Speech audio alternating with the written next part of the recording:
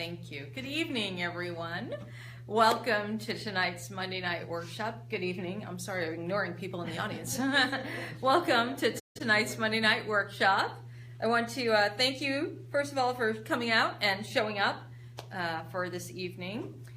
We finished in Omega 2 last night, so some sleepy heads I see here, so thank you all for showing up. We ended up kind of late last night, which was actually quite nice. I enjoyed it. It was a good Omega 2 program. Yes? Yes. No? Okay, yes. just... Of course. Yeah, I'm biased. I also wanted to just take a moment and just express my gratitude and heart and well wishes to the people of Las Vegas.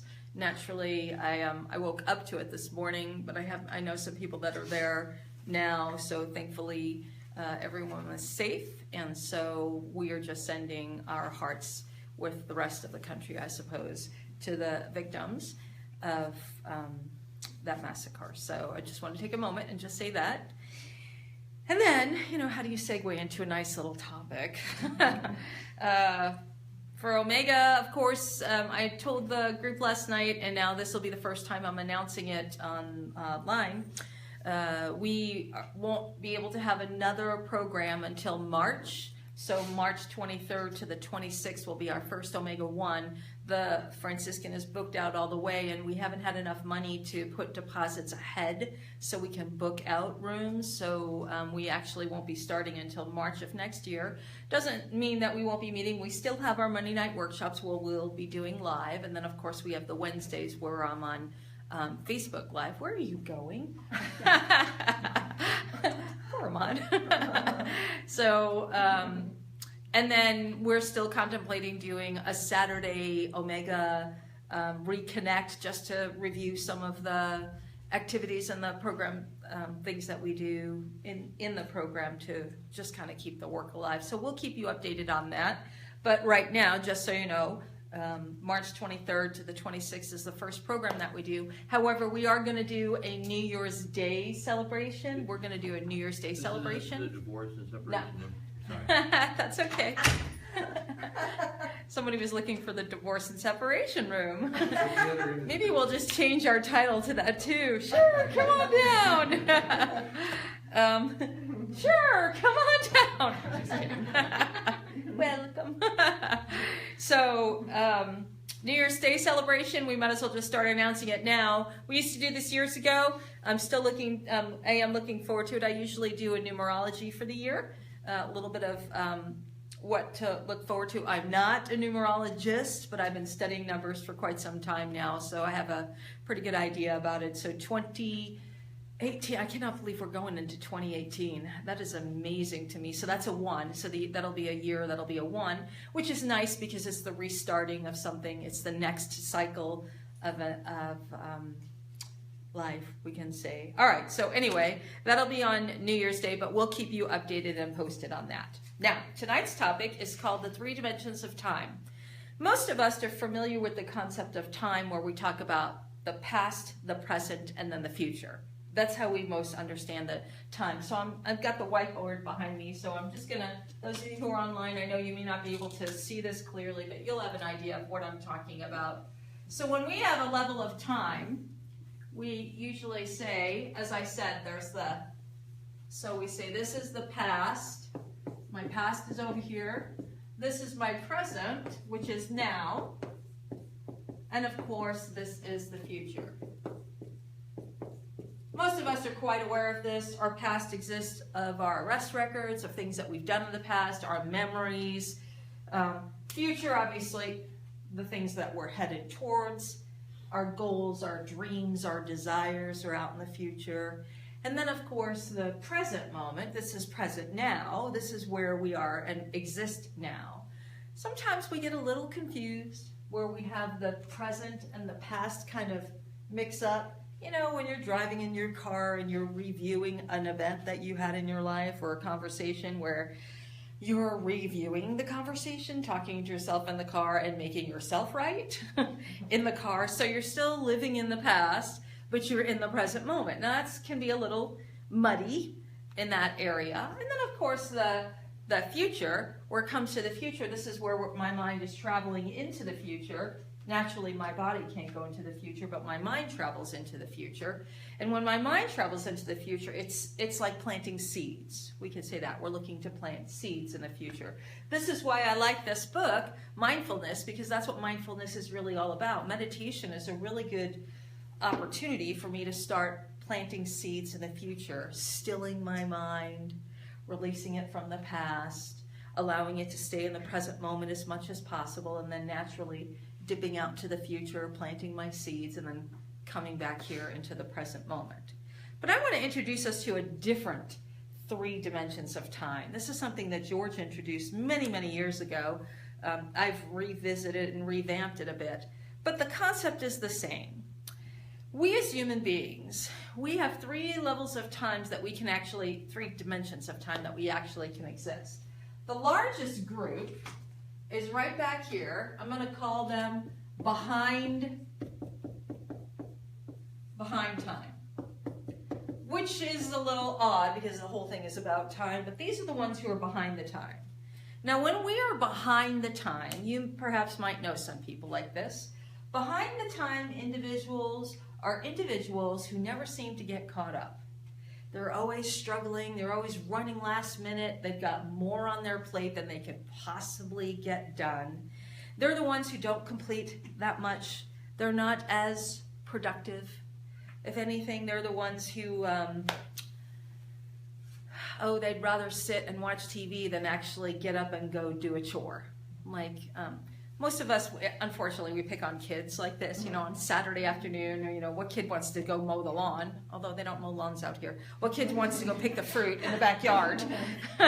Nobody does. I mean, they'd rather sit home and play a video game. And what I'm really aware of, I was having a conversation, I think it was with my husband, we were talking about how in the time when I grew up, or even before that, the settlers, the pioneers, when they crossed the country, their whole existence depended upon themselves. They didn't just go to a Circle K and get a Slurpee. I mean, if they wanted something to drink, they'd walk to the well, get the water dug up, or carry the buckets in. It was arduous. And then we built our own homes, and you had to have your own garden, and the way you prepared to live in the wintertime, which would be amazing. So we were actually talking about this, that how like today, everyone could be a vegan if you want, it's the new craze of vegan. But back then, in the pioneer days, there's no way you could have been a vegan. What do you eat in the wintertime? I mean, the vegetables are frozen, unless you prepared and put things, but you probably ate a lot of grains and beans and stuff, but that was it. So in today's society, everything's so much more convenient that you don't have to do anything, really. Back then, building your own house, if something happened to the house, you were the one who had to repair it. You had to know what to do to help repair it. Neighbors helped neighbors back then. Today, we live in a time where things are so convenient, where nothing really is required. We have more time on our hands now than I think we've ever had. So we have more free time. We have more time to do whatever we want, leisure time, me time. We have more of that. And yet when we have more time, what is it that we do? We do more non-stuff or do more stuff? But I'm thinking more about the people who are invested in relaxing. I'm going to go on vacation and relax and sit on the beach. And nothing wrong with that. I can't imagine doing that for a month or 2. I mean, I would be going bonkers after 3 days. I'd need something to do. And this is me. I'm completely aware of this. But when I think about people who are behind the time, the ones who are behind the time, they make no contribution. It's all about themselves. It's all about what can they gain? What do they get? When we think about people who are behind the time, nothing's required. I'm born and that's it. I don't have to do anything else and I will fall behind time. Nothing else is required. So these are the people who, they seek to be entertained. So like I said, it's the video games. And I think it's really funny when I watch some people who are really involved in the gaming or the TV shows, what is the new phrase now? When you watch an episode and all at once. Binge watching, thank you. It's new, but binge watching. It's like this. I need one more episode. And I get it. We've done it. I've done it. House of Cards, guilty. Because the writing is just so good. But I prepare for that. It's not like I just go, oh, I'm just going to forget everything. I mean, we say, okay, this weekend, and we get it set up, and then we go, and then we're back to reality, going, I can't believe what just happened. And that's funny, too, with the entertainment. We actually act as if it's actually happening. We get so involved in the shows that we feel like it's part of our lives. So I understand some people get involved in that because it gives them the sense of purpose or sense of another life. I totally understand that. But when it comes back to the idea of being behind the time, nothing's required. We keep ourselves entertained. So we hurry up with our chores so we can get back to doing nothing. We hurry up with our chores so we get back to doing nothing. We hurry up with our job so we get back to doing nothing. That to me seems a little backwards. I think I would want to enjoy what I'm doing for a living and then also enjoy my downtime. There should be, should is a hard word, excuse me. I would see a balance. I think it would be nice if I had a balance, leisure time and dedication time. Downtime is necessary, obviously. Anybody who practices meditation, you know, that's what it is. You're still. You're practicing mindfulness and being still. But we don't meditate 24 hours a day. You ought not to meditate more than 15 minutes at a time. There are some meditation practices that do an hour meditation. Vipassana is one of them, where you meditate for a full hour. That's very difficult to do.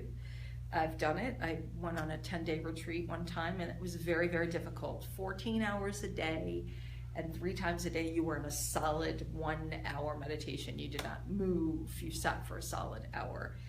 But overall, I've been taught no more than 15 minutes. So if I'm only meditating 15 minutes a day, maybe twice a day, then the rest of my time should be in the present moment, doing something rather than leisurely. And I understand you've had a hard day, you want to come home, you want to just put up your feet and relax. I understand that. And then I think about the contribution. What kind of contribution do we make when we get to that state? So most people who are behind the time don't think about contributions. They're thinking about themselves. I'm exhausted, I want to put my feet up. I had a hard day, I want a beer. I've had a hard day, I need to order Domino's, the Mediterranean sandwich. That is so good. I still detest you for turning me You're welcome. Look, I just plugged Domino's. Yeah. Send a donation to Omega Domino's. I also did House of Cards. If you're watching, House of Cards too. Kevin Spacey, hi. So, people who are behind the time, as I said, nothing is required. We have more time on our hands. And since we have more time on our hands, we're bored more. Experience a lot of boredom. You know, naturally kids always say, I'm bored, and that's something they do. But today, I experience it a great deal more, not just kids. There's adults. I'm bored. What do I do? Entertain me. There's not much of the inside of them. Also, when we're behind the times, we expect other people to take care of us. Can't you just go do the dishes? Behind the times, these are the people I love. When you get up from the table eating, they leave the dishes on the table. So you talk to them about, can you put them in the kitchen and put them away? So they pick them up, put them on the counter. That's the next stage. And then you say, honey, can you wash it out? So then they'll wash it out and leave it in the sink. Can you put it in the dishwasher, please? So it's like this series of training. Like, yeah, I understand that. That's what we do with our children. But you would be surprised how many adults still do that. How many adults will just get up from the table and just leave it there? Like, it doesn't even occur to them to help put dishes away. Again, not judgment. I'm just aware of the differences in thinking, conscientious thought. When we're focusing ourselves, we don't think about somebody else has to do the effort. We're not even aware that there's somebody else doing something to get me what I'm doing. So people who are behind the times think about themselves. Typically when I talk about the people behind the times, I usually like to mention how in the Great Depression, actually before the Great Depression, in the early 1900s, I just found this out. In the early 1900s, they actually had a program, it was called Public Relief. And this is where the states got together and tried to help it was called worthy poor. So the worthy poor, which I'm assuming are poor that weren't alcoholics and drug addicts and gunslingers and stuff. These are people that just fell on hard times. So the worthy poor, the state would actually give money to help support them. It was like loans, but with no hope of being repaid back. That was in the early 1900s. But then by 1926, there were 40 states. By 1926, there were 40 states that actually incorporated a mother and dependent children system. So for mothers who had dependent children, whether the father died or had left, there was a lot of women with children, so it supported the Mother and Children Relief Act. Then, during the Depression, all of those systems collapsed because it was the states that were supporting the citizens and the states couldn't keep it up. So in the 1930s, early 1930s, the states' support system collapsed, and that's when the federal government stepped in. So in 1935, Franklin Delano Roosevelt initiated the Welfare Acts, which are in still existence today. 1935, when there was a Great Depression and people needed assistance. An awesome idea, great. 2017, we don't need that much assistance, but yet it still exists. And as a matter of fact, I went and looked today, there are well over 80 welfare programs alone that you can apply for. Over 80 welfare programs. This does not include Social Security programs or other type of programs for assistance. This is just over 80 welfare programs. That's amazing to me, how much it's multiplied in that. So Roosevelt also in 1935 created the Social Security Act, the Social Security system for senior citizens, because he envisioned, obviously, we need to take care of our seniors so they can have some sense of security in the future. That was in 1935. And that's still in existence today, hopefully. It doesn't go bankrupt. But no, I think that's a good system. We're paying our taxes, and it would be nice if it came back to us. Because all this while, the public relief, the Social Security Acts, the welfare programs, these are people who make money, and literally part of their money goes to helping people who are on unfortunate times. That's the theory. Of course, today we have so many people who work the system that money is just being drained from it, where some people who actually need the system are not getting assistance because they have to jump through loops and stuff. I usually tell the story. So my daughter has a brain tumor, had it when she was a little girl. It came back like they said it was going to, so she has it now where she's lost her hearing in one ear now. It's destroyed the hearing. She's lost her sense of taste. It's kind of sitting on her senses, so her eyesight is starting to go. So she was on disability. Clearly, she has a brain tumor. Well, they came back and said, sorry, you could work, and they took the disability. What? She can't even drive.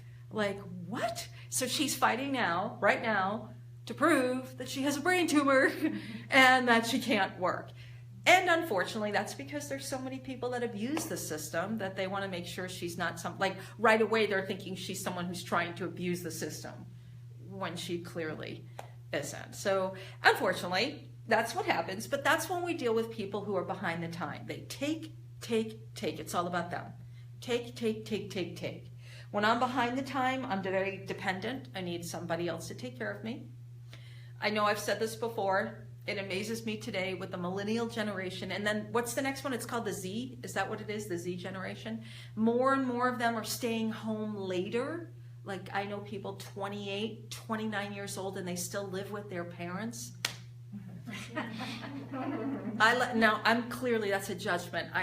But I don't see personal responsibility when you're 29 years old and you're still living with your parents. I don't see that as personal responsibility. I left when I was 17, never went back. Like, I know a lot of people in my generation, that's what we did. This next generation, I'm dumbfounded. I mean, great that the parents could continue on. And, if you want to do a multi-generational home like Dallas, remember Dallas? You had like 3 generations living there. That's great. I mean, everyone helps each other out, but I'm really quite surprised that the next generation. So many of them are living. And that's actually really a state of our society to show that we're not really preparing the next generation to be responsible. We're not preparing them to have a sense of self-responsibility, accountability, a place in society. We're not really setting them up for that.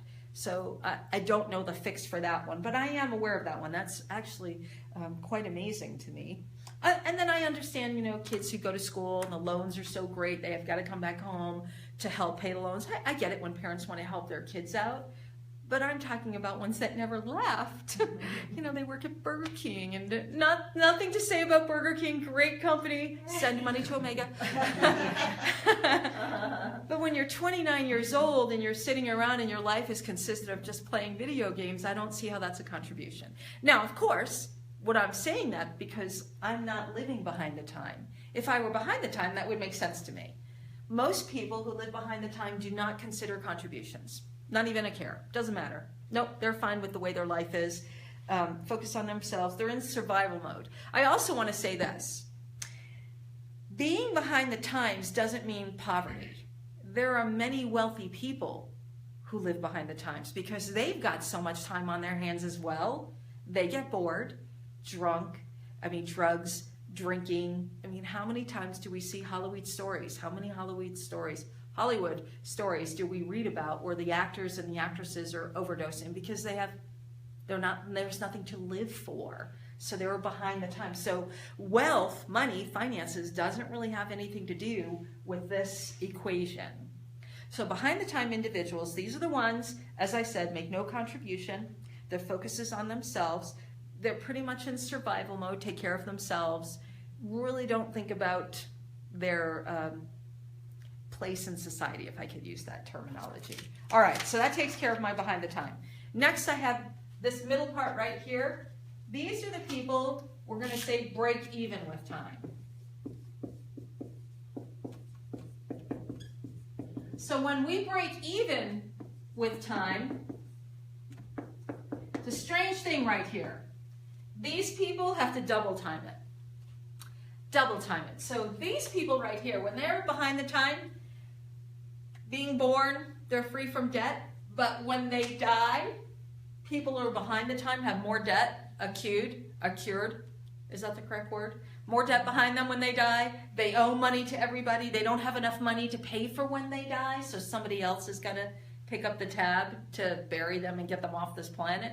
So these people are behind the time. So they owe more. They might even have acquired more, like hoarders. They have so much and somebody else has to deal with all of their property. Like they don't have a will intact. It's behind the time. They're not thinking. They're just living right now, sounds weird that they're living in the present moment, but they're not thinking ahead.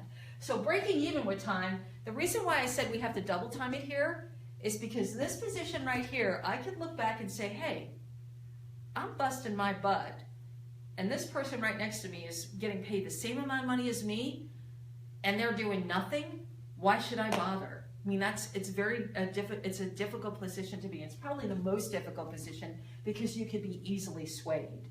So breaking even with time, these are the ones who have to do double time to make sure they don't look back here and think, why bother? Let me just go back and do that. It's so much easier.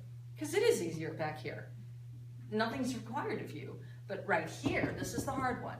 This is the one where I'm breaking even with time. It's kind of like I'm working twice as hard and I'm just getting my head above water.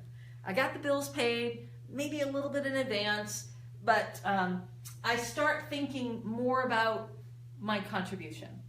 This is where I start having the development of willpower. I haven't gotten it completely yet, but I start developing willpower. Because it does take willpower to not go back here. It takes willpower to decide I want more to my life than just this. I've got to get up and go do something. It takes willpower for me to double time myself and pull myself out of this very convenient, cushy life and move it right here where I'm actually initiating things in my life. Back here, you're affected by life. Here, you start affecting life. You're the one who starts actually giving direction to your life. When it comes to breaking even with one, your integrity is realized. Back here, I don't care about integrity, so what? What's the worst thing you do? And this is something I am challenged with in one of my companies that I work with, the millennials, they're not inspired by money because somebody else is taking care of them. So there's no motivation. So they show up late. So what do you do? Fire me? I don't care. Like, they don't care. They still have a place to live. Mom and dad are still going to pay the bills. So it's difficult for the management to find a way to inspire someone when it doesn't matter to them, when integrity does not matter to them. So, I've suggested, hey, give them Xboxes as rewards. That might make them more motivated. I don't know. They don't care about the money. I mean, there's so much incentives that they put out there, and they just don't care. But I have a feeling you offer them an Xbox or, a Google Play card, they might get up on that one. So motivation is quite different naturally. This is, you start becoming self-motivated when you are breaking even with time. You realize the things that you want to do. You recognize that you want to make a contribution. You recognize this doesn't satisfy you anymore. You want something else. We start realizing that we actually have an impact in the world. I can affect the people in my life. I can affect people around in my society. I can start making a contribution. I actually start to feel better about myself. Not much depression in this area right here. I actually start experience more. I was trying to invite people to watch you, but you started talking. Okay then. Siri is involved. That's a millennial. So I'm responsible for myself. These people are people who seek self-awareness. I realize my actions. I realize that when I eat and I don't exercise, it's going to affect me. Back here, I complain. But here, complaining doesn't do anything. I got to do something. So I feel like I understand the effects of my actions. I understand cause and effects. I understand the way I interact with people. I have not easily discouraged. Right back here, I can be discouraged a great deal, and I can be thrown off focus like that. I mean, just like, Squirrel. Remember that movie? I never saw the movie, but I know the line. Squirrel. So I could be easily distracted. These people, it takes a little bit more for them to be distracted. They can still, but they work harder at it. So we can work harder at being a little bit more on task. In this section of breaking even with time, I taste independence. I realize what it's like. For some of you, I'm sure you remember the first time you bought a car. I mean, that feeling like you actually own something. I know that was like one of my very first favorite feelings was like, I actually own this vehicle. It's mine. And we take pride in it. It's my vehicle. We go out and then spend thousands of dollars getting new rims and getting everything, I had a sports car, was one of my first ones, so I put the bra on the front of the thing, and then a little dark visor at the top, and then of course I had to have the moonroof in there, tinted windows, the rims. I mean, I tweaked that thing out and then I totaled it. No, I didn't total it, I'm just kidding. Somebody else did. But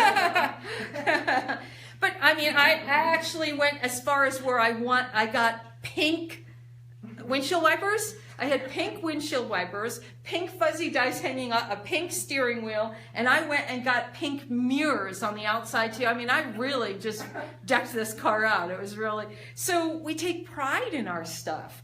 Back here, we don't care. We don't take pride. You break it, just go buy another one. And most stuff doesn't last that long anyway. But for us, when we're breaking even with time, we purchase something, we actually feel proud about it. So that's what I mean, that taste of independence and responsibility. For the first time when you ever buy a house, those people who ever had that, it's a strange feeling when you walk in and you know it's yours. It's like you don't have to pay rent, mortgage, but you don't have to be accountable to anyone. If you want to take a wall down, take the wall down. You don't need to ask permission to do that. You want to expand something or paint something, it's yours. And it's that sense of pride when you pull into the driveway, like, I own this. So that it's that sense of responsibility, sense of purpose as well comes into play. As I said, it's the beginning stage of willpower. So right here, I go, if I want a house, well, then I've got to set a budget. That's willpower. If I didn't have a budget, or if I didn't have willpower, I wouldn't have a budget.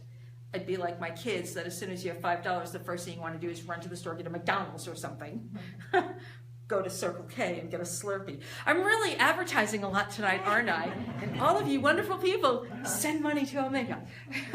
So, but you know, when the first time you got money in your hands, you want to just go to the store and you buy the stupidest things. But it's just the idea of being able to buy something, that's responsibility. We want something. We have that sense of ownership. When we continue to just give things to people, they expect it. I mean, it's no wonder when my son says, oh, this Christmas I want the new Xbox or something like that. I'm like, yeah, and get them for me. Have a nice dream, honey. But he'll get it. I know he will, because he's gotten one every year. Someone else has bought one for him. I don't know how many units this child has. So anyway, what I also do is my focus goes away from myself and I start focusing on other people. I recognize, all right, we have a family, I've got kids, my husband, so I may not buy something just because I want it. I'll buy it because I know they want it, that they would enjoy it. For example, our last vacation, we went to New York. I would have been fine staying in a hotel, well, kind of, with my husband, but I knew my kids love New York. So, all right, let's take the kids. My daughter's got a boyfriend. They've been together for a long time. Let's take him too. Let's just surprise. Let's take everybody. And you know what? Let's not be cramped into a little hotel. Let's get a house. We went on look at Airbnb or something like that. We got a house by the beach. It was wonderful. It rained every day, but it was still wonderful. So what we have... I didn't even touch it. You just started talking on my phone on your own. See, I got easily distracted. Well, you were distracted by you. Anyway, would have I wanted to spend all that money? No. But because I knew it would be a good experience for my kids and for my husband, and plus it was for my dad, it was his 80th birthday, we did it. We spent a little extra. It wasn't just for me. I mean, I enjoyed it because it was a nice big house and everyone had their space. We had bathrooms enough so everyone cannot have to sit there and wait for my son to take 45 minutes in the bathroom. Or my daughter primping, you know. So it was nice that we all had our own space. I really enjoyed that aspect, but it wasn't just for me. I had a feeling that they would appreciate it as well, which we did. So that's what you do when you're right here breaking even with time. You recognize it's not just for you. So when I go to the movies, if my son wants to see a movie and I'm not really too particularly fan of it, I'll go see it for him because that's what he wants to see. So we start thinking about it for other people, not necessarily just for me. We start expanding. We start recognizing that we can actually make a contribution to people and it feels good. We start having that taste of, I'll use the word expansion since I picked on this word a lot this weekend. We start expanding our horizon where it's not just focused on what I want, it's what can I do for other people? How can I assist other people? I saw this video right before we started here. I can't watch, well, I have a difficult time watching videos that are like the Good News Network videos when somebody's doing something kind, I just get cry. So they had this set up where it was a young girl dressed up to look like she was homeless and she was in the streets, and it looked like she was in the streets of New York, sitting on a piece of cardboard, and it just said, "Homeless, please help." That's it. She just had a sign, "Homeless, please help." And you watched person after person after person just look at her and just keep going, or some people didn't even look at her. It's a kid. It's not an adult. It's a kid. And she's just sitting there, you know, looking and looking, and people are walking by, and one woman finally comes by, and she asked if she's okay, where's her parents, and I guess the girl was instructed not to say anything. She just kind of shrugged her shoulder and act fearful, so she did. She kind of shrugged her shoulders. So the lady said, well, you know, don't worry, it'll be okay, and just threw a couple of coins in her cup and walked away, and I'm like, what? Okay, I guess it'll be okay. And then here's what really got me. A woman walked up, looked down at the girl, and then looked down at the corner, and then looked back at the girl, and then she walked down, and then within a matter of moments she came back. She had a $20 bill in her hand and some food. She went to McDonald's, I think. Look, McDonald's. So, sorry. She went someplace and had a bag of lunch, and she sat down next to the little girl. And she said, you know, where's your parents? And the girl did what she was supposed to, just shrug her shoulders. She's like, are you okay? And she kind of went, And so she's like, well, here, this is for you. So she gives her the $20. And then she said, eat something, please. And so she's talking to him and stuff. And all of a sudden, the guy behind the camera realizes that this woman is homeless. And so he runs over. You could see him come from behind the camera. And he walks up to her and he says, you know, I'm really touched. I love what you're doing. But are you homeless too? And the lady kind of looks at him, and then she looks at the little girl, and she goes, well, yeah. And he said, I can't take the 20. You need this, please. You take the money, please take the money. And she wouldn't take it, even though she knew the little girl was an actor and that they were just doing an experiment. And he's like, well, here, take the food. And she's like, no. You know, maybe you'll give it to a better cause or something like that. I was like, of all the people who stopped, it was a homeless person. So the reason why I'm saying that is this has nothing to do with money. So she had the sense of giving, compassion, serving for someone else, and she had no money herself. She gave whatever she had. So it really doesn't have to do with finances. I just want to get this connected here. So when we break even with time, it's not about us anymore. We recognize that we can make a contribution. And what I really liked, the follow-up of this was the little girl did go, took the money and the food and gave it to another homeless person on the street. So that was kind of nice. And then she hugged them too, which was sweet. So anyway, this leads me to my next topic, which is the final one. This is called ahead of time. Now again, as I said, the phrase sounds a little odd. You know, how can you really be ahead of time? But being ahead of time, this is where we create goals. Oh no, don't make it really big. I'm back. I just moved it this way. Oh, thank you. So this is being ahead of time. This is where we can go out and have our goals, have our dreams, have our desires. We actually can leave the present moment and tap into the future. I want a house. Well, okay, so there's my vision of a house. I want a job, the job. So there's the vision of the job. So I can actually go out ahead of the present time. I can go ahead and picture the things that I want. Now, living being ahead of time, these people are what I would call second mile consciousness people. They're the ones who go above and beyond of what's required, and it doesn't faze them. They're the ones who get up early in the morning, go to work, stay late, and come back home, and it doesn't faze them because they understand they're making a contribution. These are the mothers who work 2 jobs to support their children because that's what they do. It's what you do. For your life is for somebody else. Second mile consciousness individuals, these are the ones who, Winston Churchill had the quote, I think I wrote it down, we make a living by what we get, and we make a life by what we give. So they're the ones who focus on giving whatever you have. So I actually would say the homeless woman was closer to this section than she was to breaking even with time in that illustration that I talked about. So when I'm ahead of time, I'm the individual who sees a need and goes, does it. I don't need to ask permission. I don't need to make sure that I've got all my ducks. Go, do. That needs to be taken care of. Take care of it now. That's what an ahead of time person would be. A ahead of time person is somebody who their thought is the last. They're not considering themselves at all. Somebody needs help, go take care of them. I heard somebody make the comment today pertaining to Las Vegas, and she said, it's our responsibility. If you see something, say something. And the reporter actually made a good comment. She said, if you look throughout the news the last couple of years, the terrorist acts that were stopped were civilians.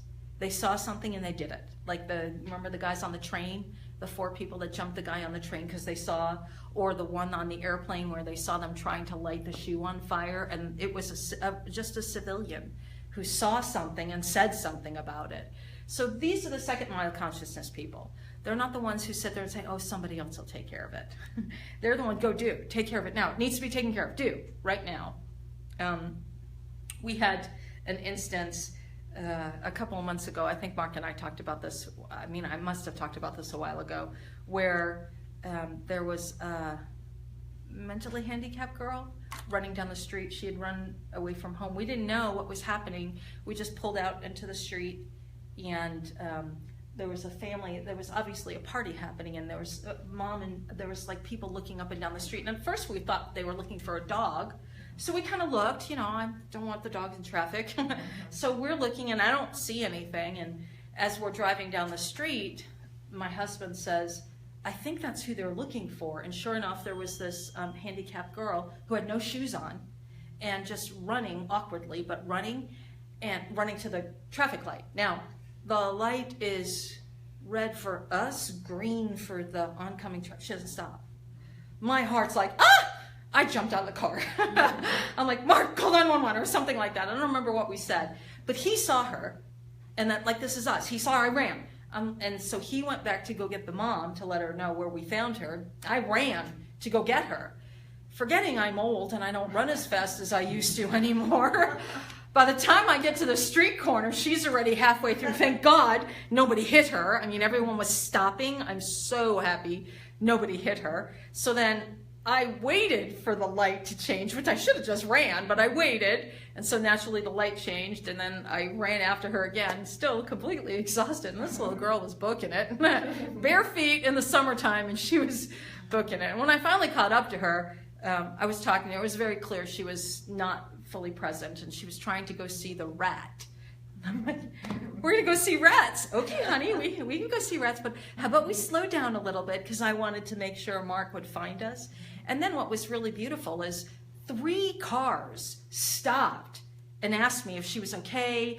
Do we know who she is? Do they need any help? Do they want to call 911? A sanitation truck actually even pulled over and said, I just saw her, is she okay? That was beautiful to see, that it wasn't just Mark and I, but other people stopped because they recognized somebody was in danger. And then sure enough, when Mark went to go back to get the mom, somebody else had gotten them.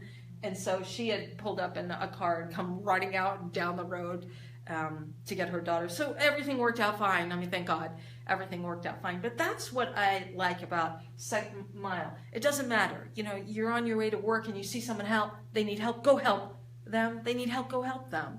I mean, I was just so moved by all the people. This one woman actually stopped and she said she almost hit her, and she was still shaking and wanted to know if we could get the girl in the car to take her back where I thought she was. I mean, it was really sweet to see that people were that concerned.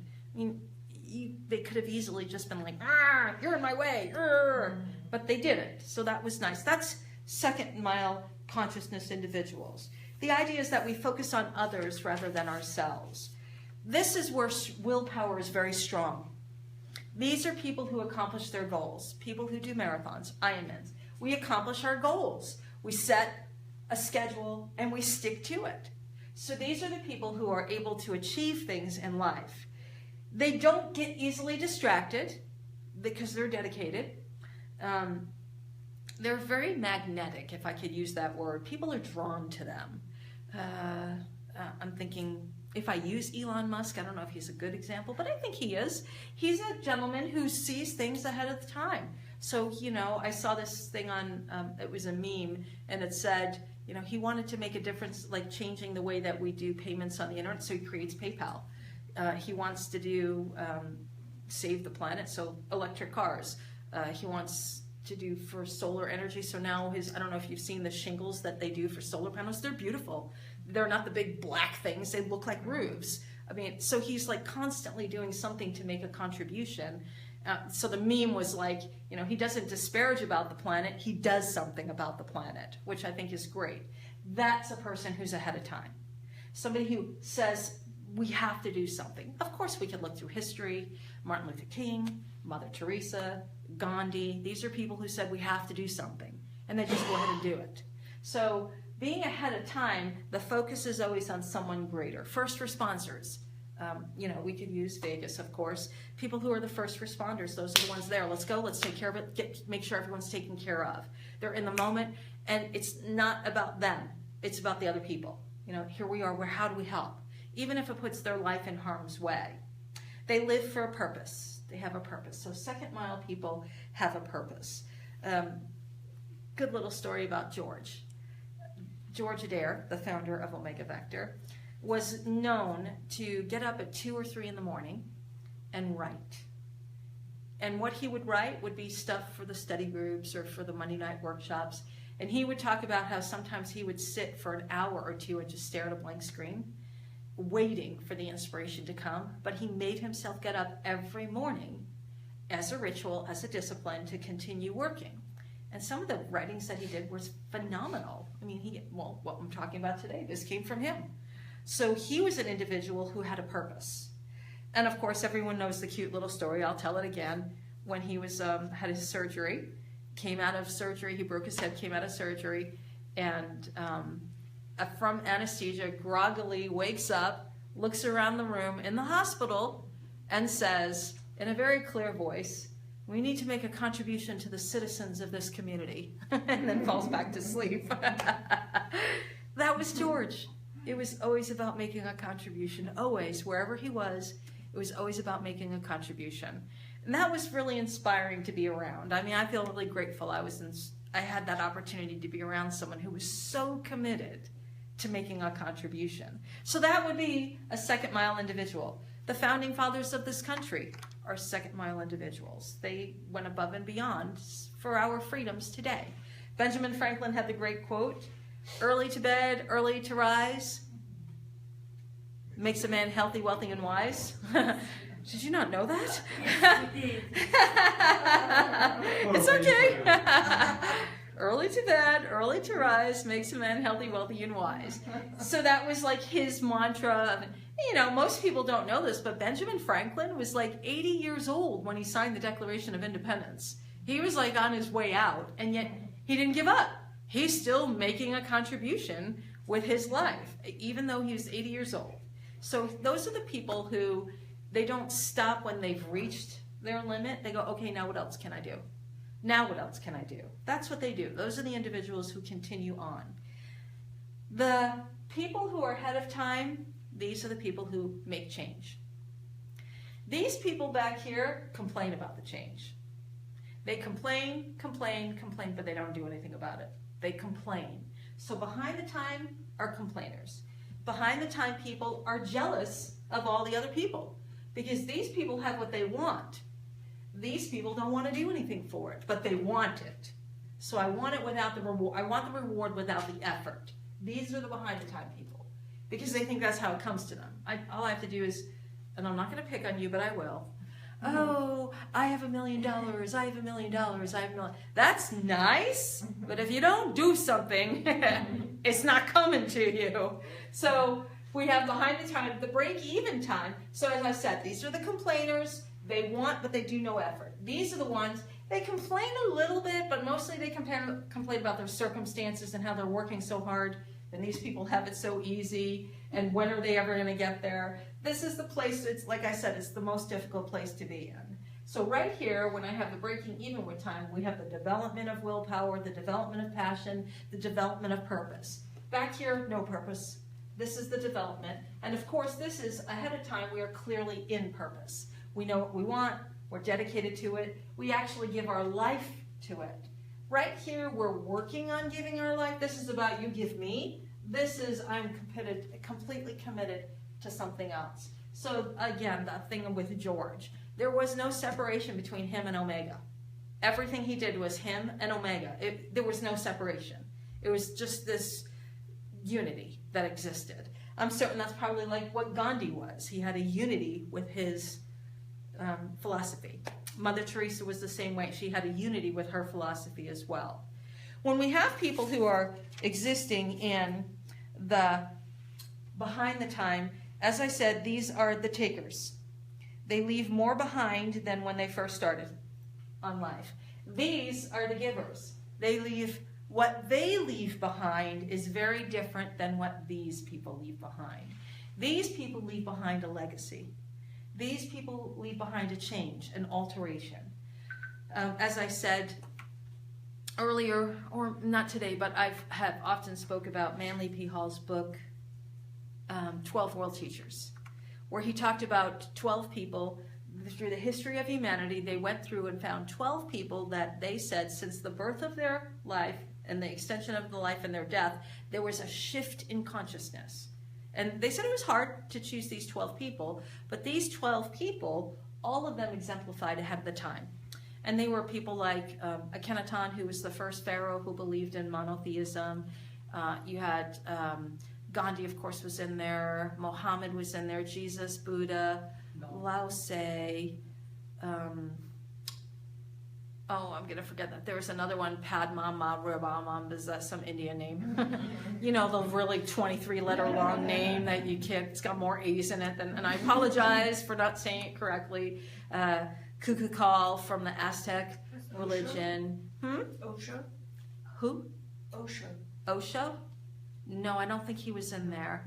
They said it was hard to choose, so they just settled on 12, but there were so many people. Pluto was there? Pluto Yeah. was there.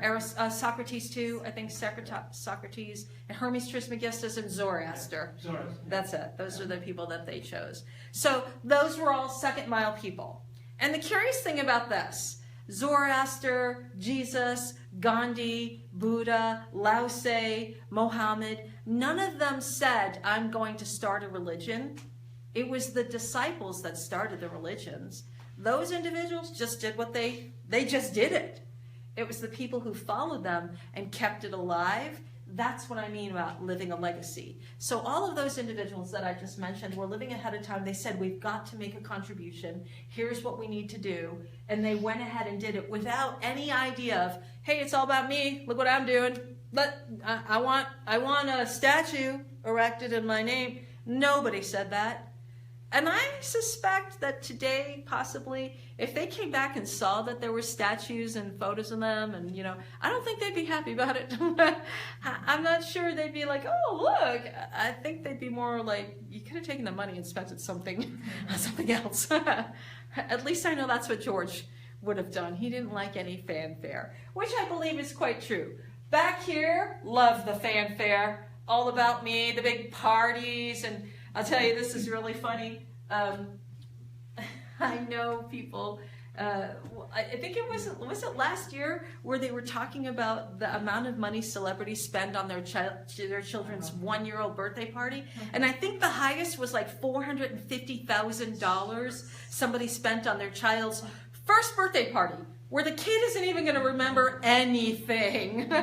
So again, this doesn't have to do with money. It's all about, oh, look at me. Social media is back here. Not picking on social media. I understand social media has a place. What it is, I don't know, but it has a place in society. So back here, it's all about me. The narcissistic society that we have, where the kids can't get enough pictures of themselves. Quick little funny story. I left my phone on my nightstand one time. I'm in my bedroom folding laundry. My daughter's laying on the bed, and I'm folding laundry, and we're talking. I get up and take one of my shirts, walk over to the dresser, put it away, come back, and by the time I'm done, she's got the phone in her hand. It's my phone. I'm like, what are you doing? Now, I have a lock on it, but this is when Apple first came out with you just have to slide up and you can get the photo. 32 pictures of her face on my phone, doing all kinds of goofy little faces. Why? Why? I don't understand. And she's like, you should use this as your screenshot. I'm like, no, that's not me. But it was so funny. But that's them. It's the picture. It's all about the pictures. Okay. Snapchat's another really funny one. All Snapchat does is make fun of your face. You do goofy little things, and then when they stretch out the face or make it really fat and wide, funny, yes, but I don't get it. I mean, if you're so self-conscious about the way you look, why are you doing that? Oh, I don't know. It's funny. Anyway, those are good examples of what it's like behind the time. Totally get it, understand. Breaking even with time, as I said, these are the ones, it's the hardest place to be, because you see how hard it is to get where you are, or you can actually, right here, you look back and see how easy it is, and then you see where you are, well, why would we bother? But we also have the option to look this way. We get inspired. These people are easily inspired. It's very difficult to inspire these people, but they can be inspired because they recognize, oh, I could do that. These people are where self-aware people start coming in. So most people in Omega, they're coming looking for more. Most people in Omega are not here. Most people are here. This is what I want. Some of the people who come through here are because they're told they have to be here. The husband or wife drags them in here. The kids are told, you have to go. But these people, they're looking. They come and they think there's something else to life and I don't quite know what it is. So that's the first awakening. So I would say breaking even with time is where a lot of us exist. We're right here, we're breaking even with time, we have our first awakening. What can I do? There's more to life. There's got to be more. There's more to than just the sheer existence. And then of course, when we go to the head of time, these people find what their purpose is. It's rare to find people who found their purpose. Now, the purpose doesn't have to be something tremendous. It doesn't have to be you invented the rocket or you're the first one who discovered a distant planet that has life on it with water. And that's fine and good, but your purpose could be something as simply as being a mom or a dad. Your purpose could be something as simple as a volunteer at the hospital or to help a nurse who helps cancer patients. I mean, there's so many different purposes. The idea here is to live with your purpose without comparison. Here, you're still kind of in the idea of this is better, this is worse. Here, it's all about, you know, what's going to bring me the most fame. I love the ones back here. They want to be basketball stars, but they've never played basketball. But I'm going to play for the NBA. Okay? Good dream. Good to dream. It is good to dream. But here, this is where we start to say, okay, what's required in here? And of course, this is the one that recognizes every purpose is worthy. Every purpose is worthy. This place is where I find that everyone has value. This is the place where I determine there is no difference between you and I. That we are all on this planet together, living together. This is where universality exists. It's all of us. I mean, I love that song, It's All of Us or None. It's all of us or none. This is the place right here. There is no separatism. Here, it's us against them. It's about separatism. But this one right here, this is where it's all about unity. This is where we come together. And unfortunately in tragedy, that is where oftentimes we do come together. But it would be beautiful if we come together and there wasn't tragedy, that we came together because of glory or something wonderful happening. This is why I like the Olympics. Not just so much for overcoming adversity and human strength and whatnot, but everyone's together and we're competing, hopefully, joyfully, with one another. But we watch people overcome human limitations and surpass themselves, and we celebrate it. So I love when there's times when the whole world gets together to celebrate something rather than a catastrophe. Unfortunately, the catastrophes do happen, and we understand that, and it does bring us together. And if I could venture out to say, it's sad isn't the correct word.